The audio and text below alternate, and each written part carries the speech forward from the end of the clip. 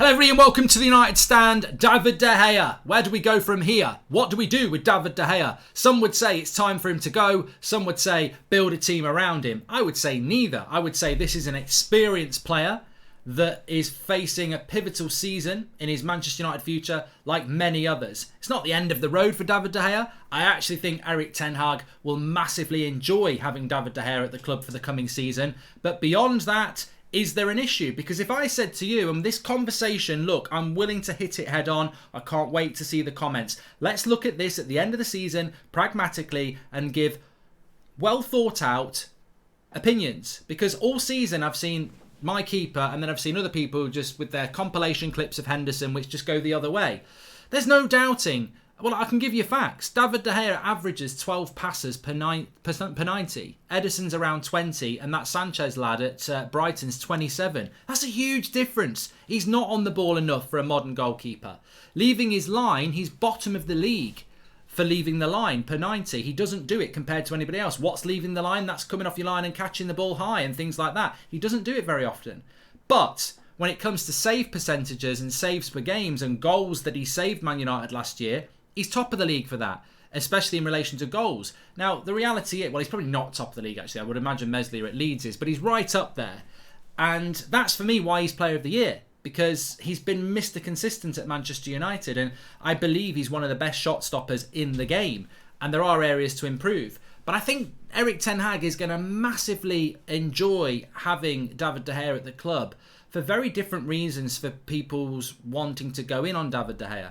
The leadership, the experience and the personality is going to be absolutely huge in that dressing room. But also, I think where people are really missing this, they think under Ten Hag it's just going to click. They think we're going to play a high line, we're going to dictate, we're going to dominate, and we're going to need a goalkeeper who's basically stood on the edge of the centre circle for the ball over the top where he can control it on his chest and whack it through to Ronaldo for an assist. I mean, what goalkeeper does that anyway? But the reality is that's not going to happen straight away. And if it does, happy days.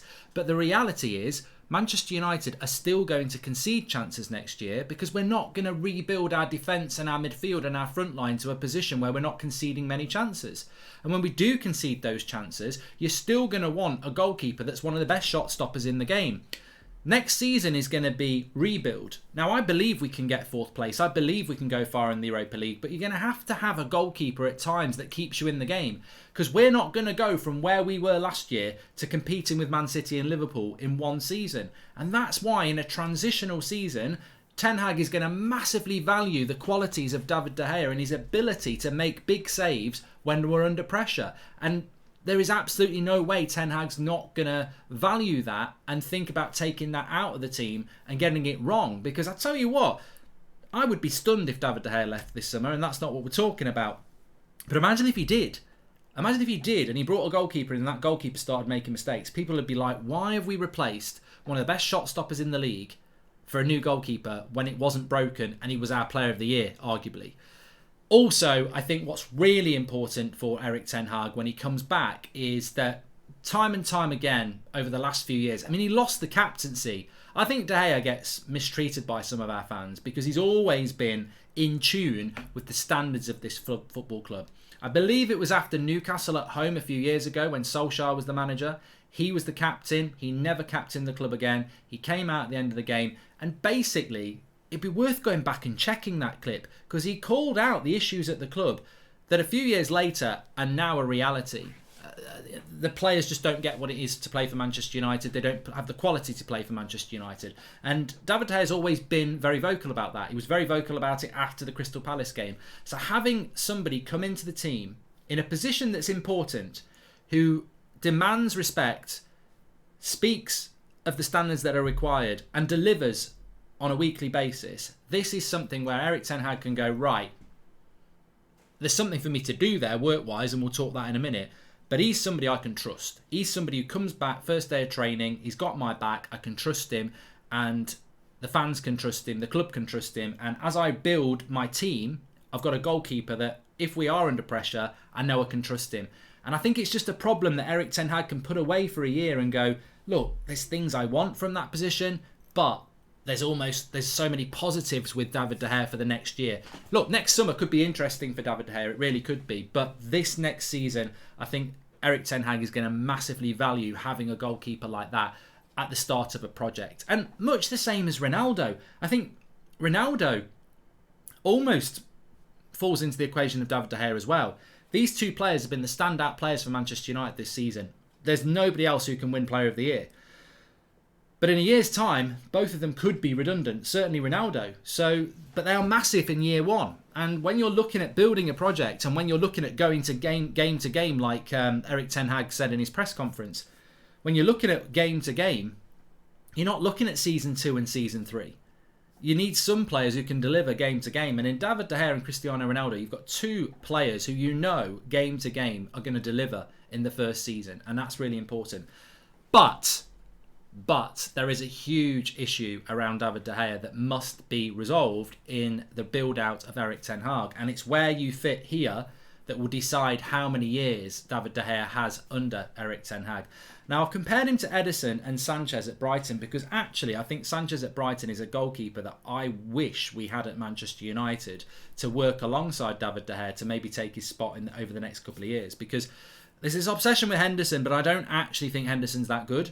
I think he's a good goalkeeper, but I don't think he's the level that you need at Manchester United. The De Geas, the Schmeichels, the Van der Sars. For me, Henderson is potentially just another Ben Foster, who's a good goalkeeper, but not a top 4 goalkeeper. And maybe he'll prove us wrong on that if he goes to Newcastle, but I think we need better. But look, when I look at David De Gea's game, there is no doubt that when you look at his passes per 90, as I said, 12 passes per 90, you've got Ederson doing 20, you've got that Sanchez doing 27. His pass succession rate is 86%, it's 92% for Ederson. Fully enough, it's 82% for Sanchez, so he's got a lower pass completion rate. I think that the issue with David De Gea is that he hits a lot of long passes, 4.1 per 90, Ederson 3.8. Actually, Sanchez hits 8.9, so he hits a lot of long passes. But his pass succession rate on long passes is the same as Ederson.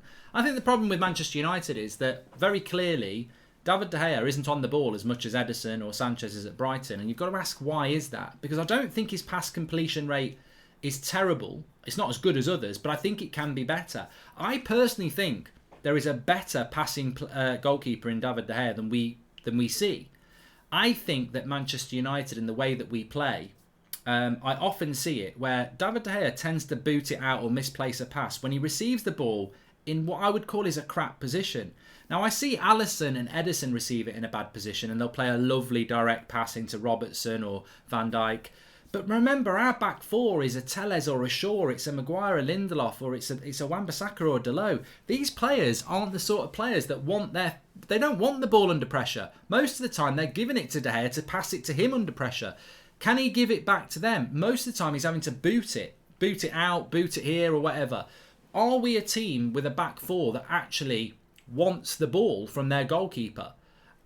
Are United playing in a way where David De Gea or any goalkeeper is going to receive it? I mean, imagine Ederson at Manchester United. He can receive the ball and he can whack it out to the feet of Dalot or the feet of Lindelof or Telles. But do they actually want it? Do they show for it?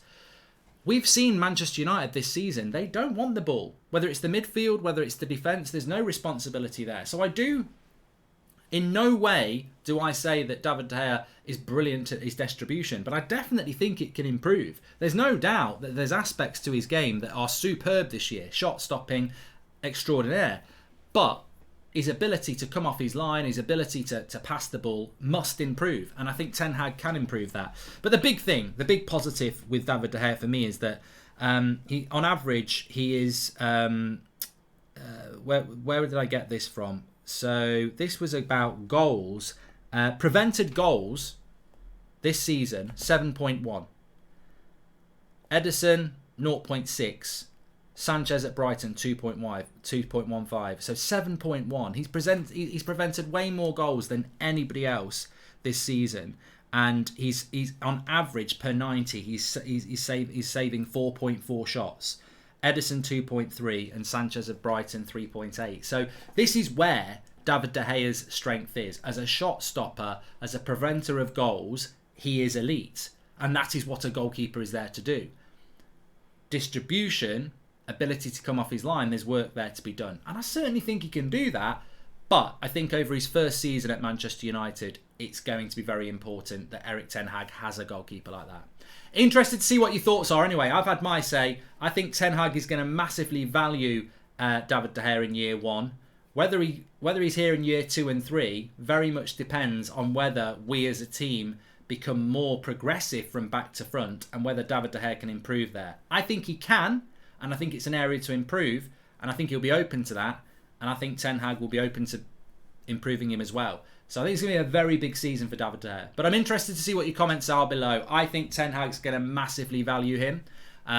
But where we go in year 2, 3, I think will be interesting and dependent on whether he can improve other aspects of his game. And as I said, I think if David De Gea was playing for Man City, he'd pass it out a lot more and better. I think if Ederson was playing at Man United, he'd kick it long more. I think we need a team that wants to be on the ball before we're going to get a goalkeeper that can utilise that, whether it's David De Gea or not. Anyway, thanks everyone for watching. Make sure you smash a like on the video, and I want to see a lot of comments on this one. What are your thoughts?